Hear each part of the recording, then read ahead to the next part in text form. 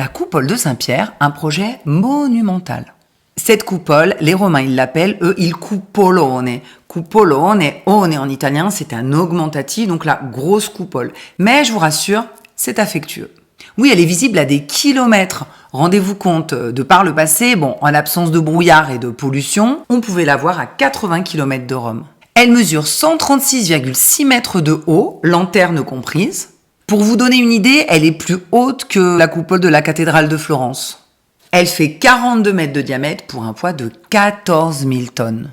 Tout commence en 1506, le pape Jules II veut reconstruire la basilique de Saint-Pierre, qu'on appelle basilique de Constantin, qui est vieille de plus de 1000 ans. Et il veut un monument à la hauteur de Rome et à la hauteur de la foi.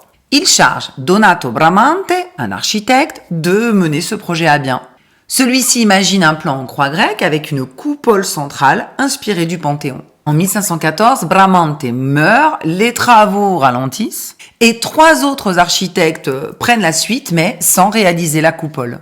C'est notre Michelangelo qu'on adore qui va reprendre la construction en 1546. Il est alors âgé de 71 ans et il est déjà très célèbre pour la chapelle Sixtine. Il simplifie les plans, il renforce la structure et il conçoit un modèle de double coupole, une coupole intérieure et une coupole extérieure, sur un tambour percé de larges fenêtres et avec des contreforts puissants. Mais en 1554, Michelangelo meurt lui aussi. Le tambour est construit, mais pas la coupole.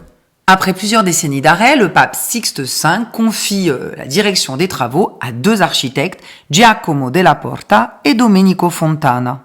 De 1588 à 1590, il réalise la coupole suivant les travaux de Michel-Ange, mais avec une courbure plus pointue, plus accentuée pour renforcer la stabilité. Le chantier est gigantesque et la coupole est achevée en 1590 après 22 mois de travail. Par la suite, on termine les travaux, on ajoute la lanterne, on dépose une sphère de bronze avec une croix, on décore l'intérieur de la coupole avec des mosaïques et à l'extérieur, on recouvre la coupole de plaques de plomb. Michelangelo, lui, ne verra donc jamais son œuvre achevée, mais c'est un modèle que beaucoup vont imiter, de Londres à Washington par exemple.